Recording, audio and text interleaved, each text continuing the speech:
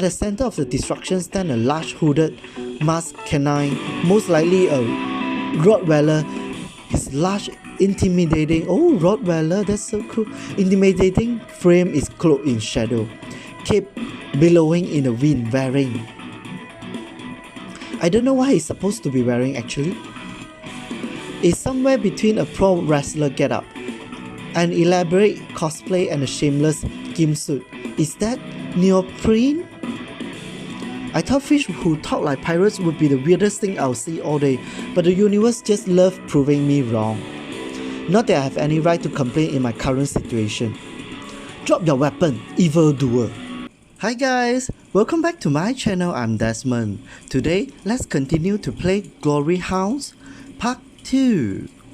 It's completely dark out by the time I leave. Rain's tapping away at the awning, but the downpour hasn't deterred some of the usual Friday night crowd from exploring the crown jewel of Batavia, city of the future.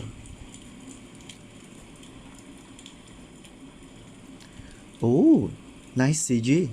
There's nocturnals heading to their jobs for the night, while a few brave duners go from bar to celebrate the weekend, all underscored by the hum of the underwater trains. Wow, that's so cool. This city is so futuristic because the train is even underwater. I can make out a few people swimming in the canals as well. Probably also out on the night on the town. The stores still seem to be open down there. Schippersburg has a relatively large aquatic population, roughly a fifth of its inhabitants. Most can't live on land full time, so a bunch of them live and work underwater, in the web of canals that run throughout the entire city. There's entire bustling neighborhoods down there, stores, bars, church, apartments. Oh, that's cool. And of course, the train station Schippersburg is known for. A far cry from the quiet port town it used to be over 100 years ago. Things change quickly around here. They have to. When there's so many species with their own wants and needs living in one place, technology constantly evolving to meet them. One company in particular has allowed this city infrastructure to flourish. 20 years ago, Rooij Enterprises came out of nowhere and revolutionized the city, making it one of the most technologically advanced on the continent. Holograms, underwater transportation system, recyclable breathing apparatuses. Even the town security system runs on breathed tech. It's nothing short of a marvel and turns Schippersburg into a major tourist destination almost overnight. Of course, there are some oddities. The man behind the company, Rooij, has never been seen in public. He might as well be a ghost. Oh, is it like a Batman story? He only communicates through spokespeople. He doesn't even have an online encyclopedia page. The rumors surrounding him have gotten to the point where some people think he doesn't exist at all. That he's made up by the higher ups to sell some bullshit sentimental story, once man dream, and all that. On paper though, he's technically my boss. Of course, I'm so far down the company hierarchy, I might as well be underground. My phone buzzes in my pocket. I sigh and extend a hand, twiddling my fingers to activate the holographic interface. I can't be bothered to grab it right now. A lion face greets me, his piercing green eyes boring right into my soul. I should probably change my lock screen at some point, but it's been hard. Stefan. Ooh, my stomach turns and I quickly swipe across the screen to make him go away. Who is that? Is that your ex? Even being inebriated doesn't mean it any easier to look at him. Alright, notifications. One missed call from mom. She's been out of the country for a while, but I don't think she has the whole time zone thing figured out. I should call her back later. Willem. You're gonna catch a cold standing out here like that. The door clicks shut behind me. I close the holographic interface like a child getting caught with his phone in class. Just waiting out the rain, hee. Willem, you'll be waiting a while, it's gonna be pissing down all night. That sucks. God, just what I needed. Got places to be this late? Just Mrs. De Bruns, I have to pick up some things for lunch tomorrow. Say hello to the old bat for me. Been quite a while since I walked in there. She asks about you all the time. Tell her I'm taken. Okay, I'm just trying to be funny. The rooster fumbles with a soggy pack of cigarettes. Who's the lucky fellow? I don't kiss and tell. You know that. How do you even do it? Oh, it seems like Willem, he's a womanizer or manizer. Easy. You tell someone they are cute, buy them a drink, and... Not that. How do you kiss someone without any lips? Hey! You cannot do that. You just and then... He works his beat. Takes practice, it does. He finally managed to light a zig and takes a long drag. Looking at me all the while, he holds the pack out to me. Fancy one? It's very tempting right now. And yeah. Nah, thanks. Been clean for a couple weeks now.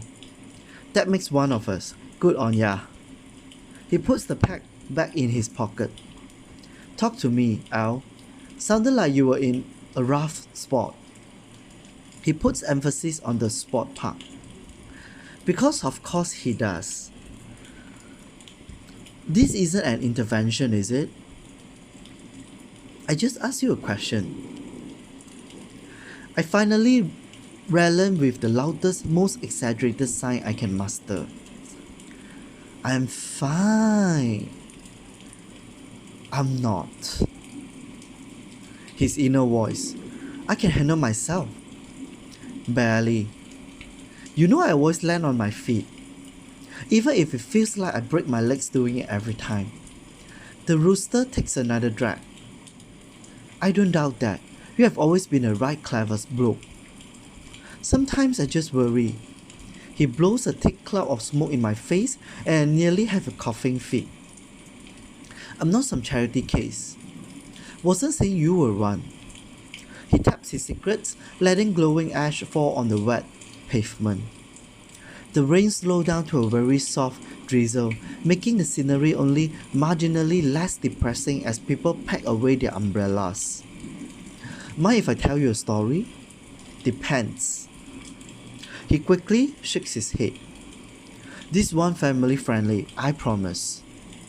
Sure it is. A long time ago, right on a night just like this, I was working a graveyard shift. Weekend after Pride, everyone was still sleeping off their hangovers. Nothing to do, no one to see, when in walks this college kid. I see him pass the place a couple times, but never came in before.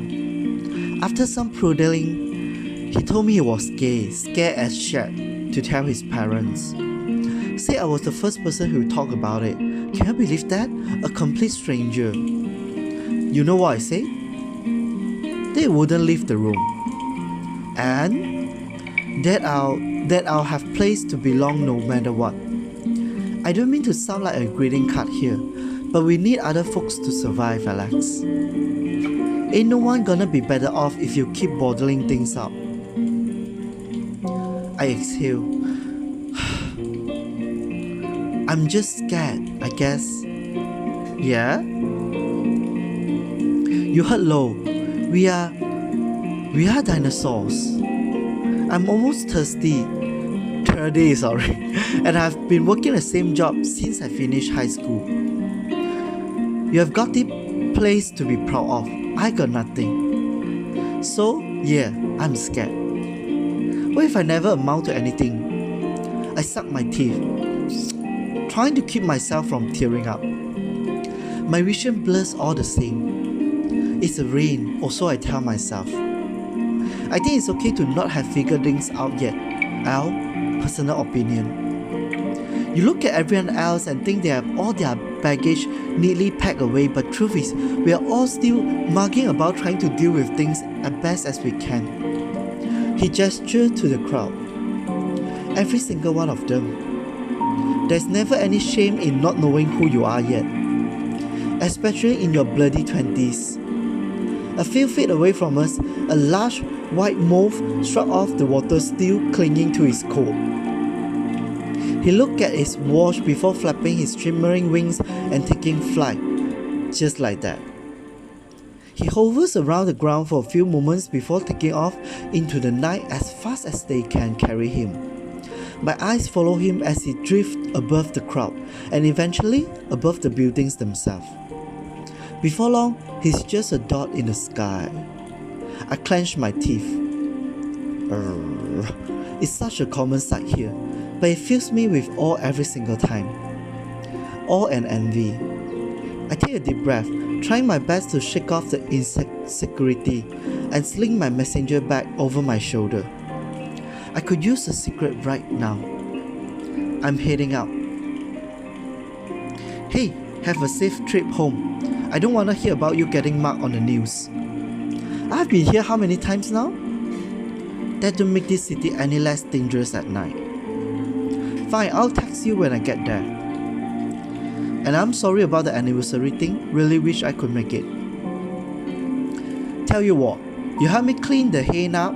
Sometimes it's underwater under the bridge. I know we ain't got the volunteer position open no more, but I would love to have you working behind the bar again sometime, like the good old days. Of course, I mean when. When you have time. When I have. Yeah. A big glop of rainwater drips down onto my neck as I step out from under the awning. It's freezing cold, and the sound that escapes my muzzle as it sips down my back is less than flattering. William laughed and tosses what's left of his cigarette on the wet pavement, stomping it out. Have a good one, Alex. I mumbled by myself, pulling out my hood and walking off into the night.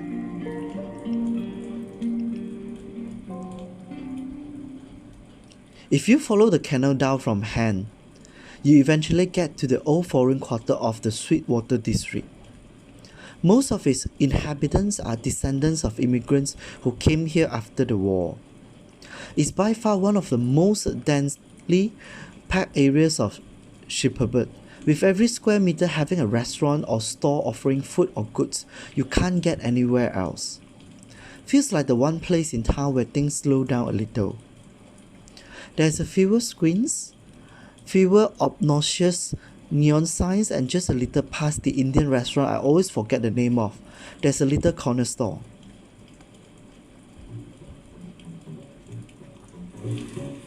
The dark worn brick makes it stick out like a sore thumb next to all the more modern buildings. It's been graffitied all over. Some of this art is as old as I am, maybe even older. The city offered to clean it up multiple times, but the owners steadfastly refused. Says X characters. The bright pink sign reads "Die Brunnen" in a gaudy looking font. The dim lights inside might give the impression that the store is closed for the evening, but it's only open after sundown.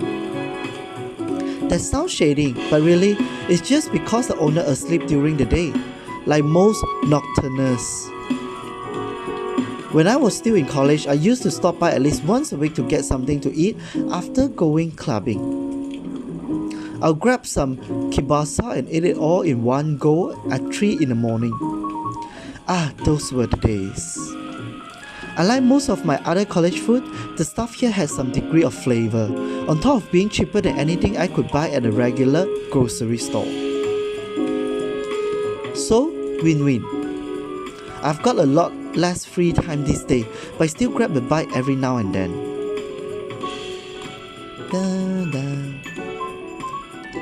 The shrill doorbell announced my arrival, almost loud enough to rupture my eardrums. This store is an assault on every single one of my senses. It's cluttered and claustrophobic in a way only the smallest of corner stores can manage. There's bright, colorful foreign packaging on every shelf. I can't even begin to read the text on half of it. Foreign sweets, foreign booze, foreign spices. And my favorite, the foreign pastries they usually keep under glass near the counter. The smell enough to make both my eyes and mouth water. An entire experience crammed into a place probably no bigger than my living room, probably the greatest fire hazard in town. Mrs. De Bruyne? I'm greeted by a voice almost as quickly as that front door before its owner comes hobbling out of a small hallway behind the counter. Oh, what? Alex, sweetie. She rubs at her eyes, fixing her brightly colored headscarf. I've never seen her without. Is she a bear? Oh my god, she looks so adorable. Her eyes, or at least what I can see of them, light up when she sees me. She's so cute. She looks old. She looks like an auntie, but she's cute.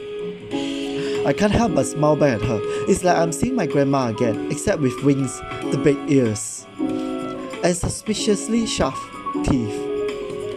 Hey, Mrs. De Bruyne. It's been a while since I last saw you. You have gotten so tall. I'm pretty sure she just got a bit smaller.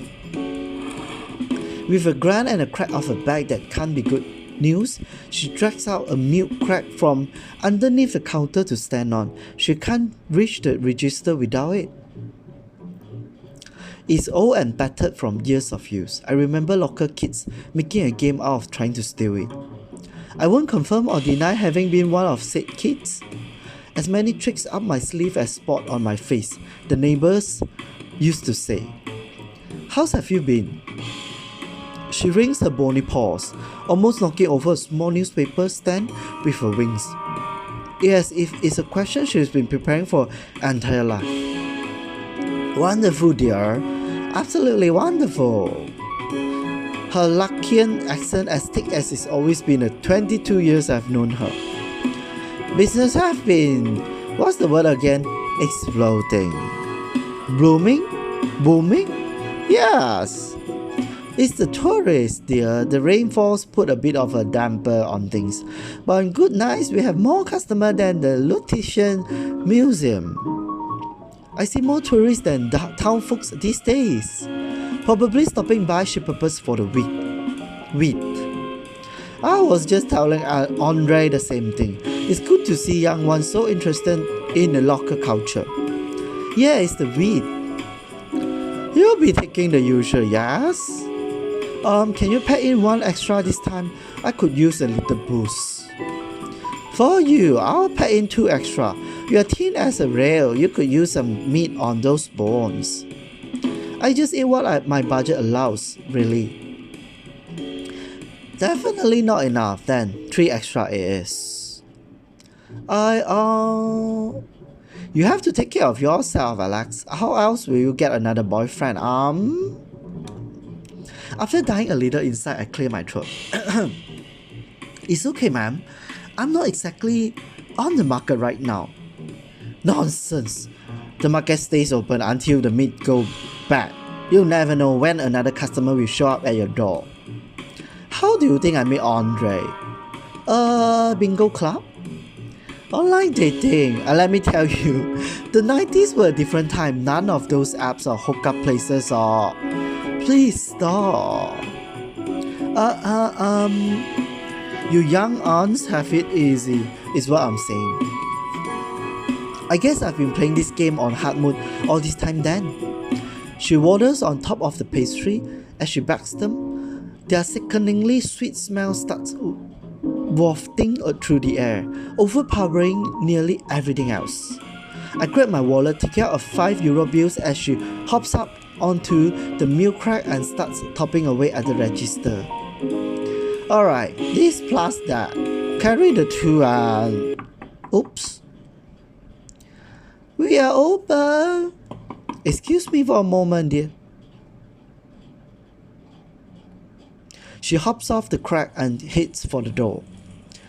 I'm left standing there, €5 bills in hand, so close to my pastry I can taste them already. Open up, Granny. I know you're in there. More knocking, more ramming. The door handle rattles wildly, sending the bell connected to it into overdrive. I prick my ears up and sniff the air so I can maybe get a hint of who or what it is, but I can only smell the pastries. Slinking behind the stacked shelf facing the door, I take out my phone. Open! The person on the other end kicks the door so hard I see wood bits coming off. It opens inward, dear. You need to push, not pull. Mrs. De Bruyn's voice is as soft and sweet as always. She probably used to stuff like this by now. Meanwhile, I'm over here failing to dial emergency services because my hands are trembling so hard. Oh, sorry. Don't worry, dear, it happens all the time. The door slammed open, inwards, creaking so hard. It's a miracle it's still on its hinge. Oh, he looks like a bad guy. I peer over the bags of sweets on the shelf to see some sort of fish standing in the doorway. Oh, this bad fish, he's even with a water shield. It's like a water protection for him to breathe. Is it a barracuda? It's hard to tell when the lights are turned down so low. Time. The door crashed shut behind him with a ring of the bell and a splintering of wood. I duck, hoping to God he hasn't seen me yet. Ahoy, madam. Word on the 7 seas is you haven't paid your fees yet. Fees? Emergency services. Ah, so those last years, ain't just for show. Mrs. De Bruyn lets out an affronted gasp. I don't know if it's because of the insult or whatever this pirate act is supposed to be. That's right, Granny. Fees, protection money, keeping the streets clean doesn't come cheap, yeah, no? There'll be debts to be paid, coffers to be filled. I pay my taxes same as everyone else, thank you. Well, see, this is a new kind of tax. You pay us and we make sure nothing bad happens to you. Give or take. You get what I'm saying, madam? That won't be necessary. This is one of the safest neighborhoods in the city. Haha. Oh, but accidents happen when you least expect them. You don't want that, do you? Well, neither do I. And neither does Cap and Ahab, scourge of the salt water. Is that a threat, dear? The saltwater syndicate doesn't make threats, madam. It's just a suggestion. I have dated eels less slimy than this guy. I get as low to the ground as I can and finally manage to tap the call button. The line beeps and for a second I hear my heart pounding in my throat. Hello? I steady my breathing and try to be as quiet as I can as the barracuda continues his shooting. Help me please, I am. Thank you for calling Schippersburg Emergency Services. For matter involving the police, please press 1. Fuck. Voice command not recognized. Please refrain from calling emergency services outside of emergencies. Continued misuse will lead to... I close the call, crawling over to the edge of the shelf to peek around the corner. And were I to even have money, you would be the last person I would consider giving it to. The barracuda grins wildly at her. His teeth are sharp as knife. He's got her back up against the counter now. She's clinging to it for dear life. Then I suppose we'll have to do things the hard way, won't we? The barracuda's hand goes where I can't see it. I hear a click and then a gasp from Mrs. De Bruyn. Oh, it's a gun! Next thing I know, the man's got a pistol pointed straight at her head. It's an old flintlock pistol, like something straight out of a pirate movie.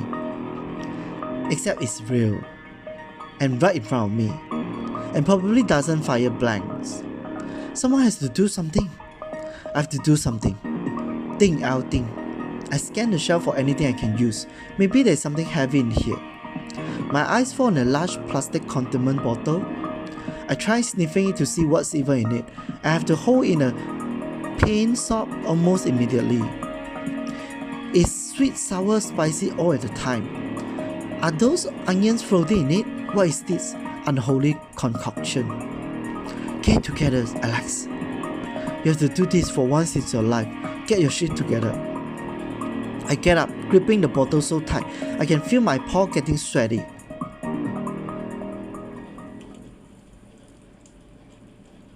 Hey! My voice cracks 5 times shouting a 3-letter word. Good going, Alex, very intimidating. His head snapped in my direction immediately, and right away I feel the semblance of courage I had moments ago drained from my body.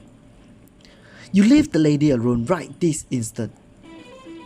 I charged forward, condiment bottle in hand, running on nothing but pure adrenaline and a few bottles of cheap beer. Are you running a raid? I catch him off guard and using whatever force I can master. Slam the bottle down on the fishbowl helmet. While the soft material is made out of cushion the blow, the barracuda falls flat on his ass regardless, the cap of the bottle on the ground next to him. He looks up at me, dazed, growling. It would be funny if he wasn't carrying a deadly weapon. You just made the biggest mistake of your life, Hound. I'll cleave you to the brisket. If looks could kill, this guy would be hacking me to pieces right now.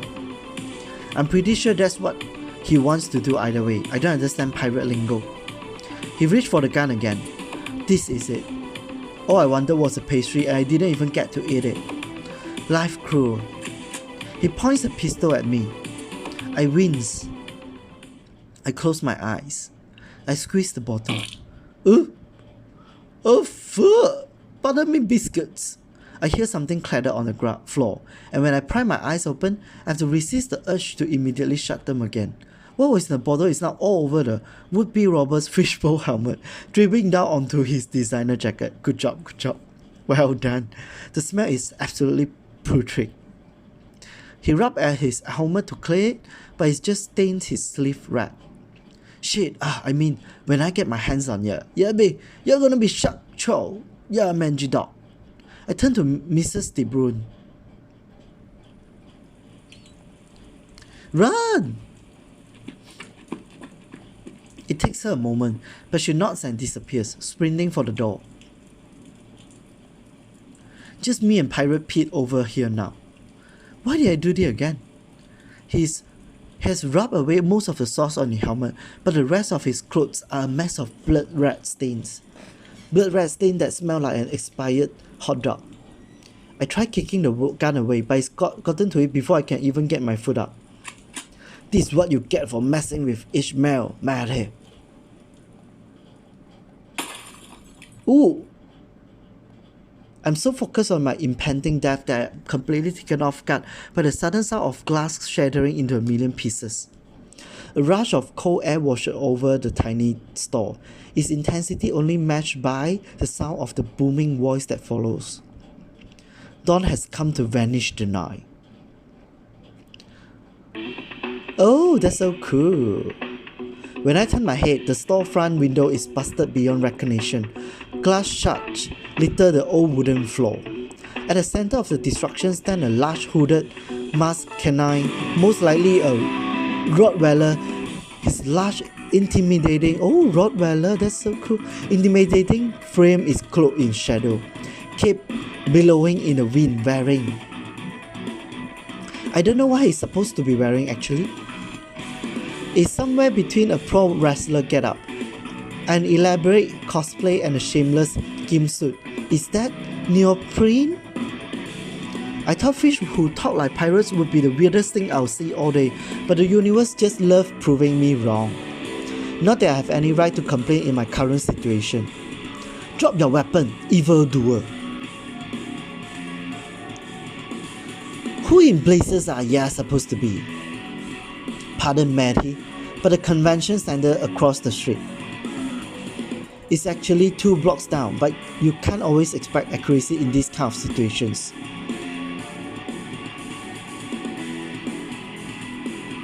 Oh, it looks so cool and adorable.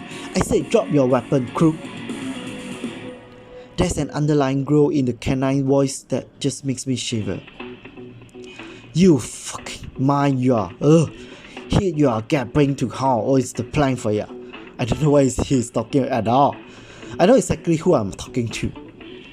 The canine folds his arm, tilting his head. I can read his expression pretty well even with the mask on. A no-good, low-life trying to bully people who can't fight back. I don't think Ahab would be very pleased if news got back you were robbing old ladies for pocket change. He looks at me. Or losing a brawl to Captain Hot Sauce over here. I don't know whether to be grateful or offended. Wasn't much of a brawl really. What do you know about Cap and Ahab? Enough to know he'll be very disappointed. The barracuda frothing at his very dangerous and fang mouth, his helmet filling up with bubbles. He aimed his gun at the masked man. The canine doesn't flinch even when he pulls the trigger.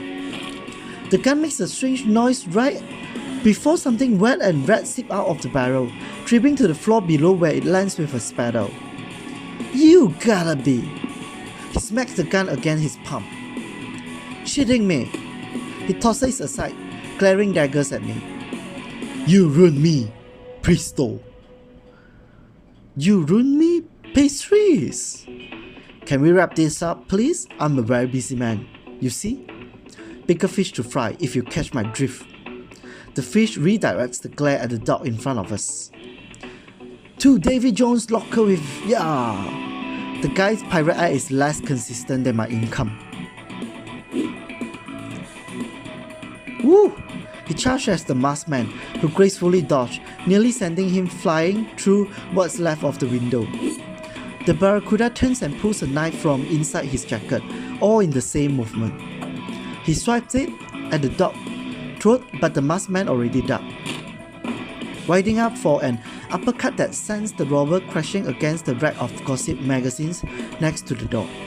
While its impact is undeniable, the exertion leaves the canine winded, panting. Had enough?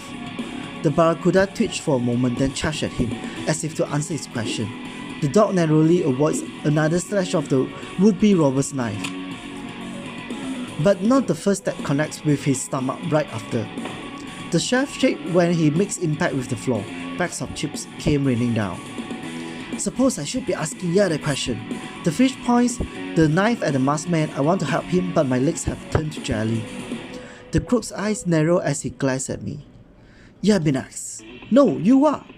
The dog rolls onto his back. Villainy 101, don't gloat until the job is done. He kicks upwards, hitting the fish hand, and the knife goes flying. Spot! My eyes meet the dog's, and I understand without him needing to explain. Putting my shoulder forward, I run as fast as I can towards the robber. Oh! I crash into him hard, light as he is. He goes flying, falling out the broken window and onto the cold, wet street outside with a pitiful scream. He staggers to his feet. He once pristine jacket now covered in stain and spot, torn in more than a few places. You ain't seen the loss of me, Mutz. He gives me one final look before running across the street and jumping into the canal. The dog doesn't give chase. The feeling of relief that washed over me, knowing this experience is behind me, is almost euphoric. I did it. I really did. I made a difference. That's what I thought.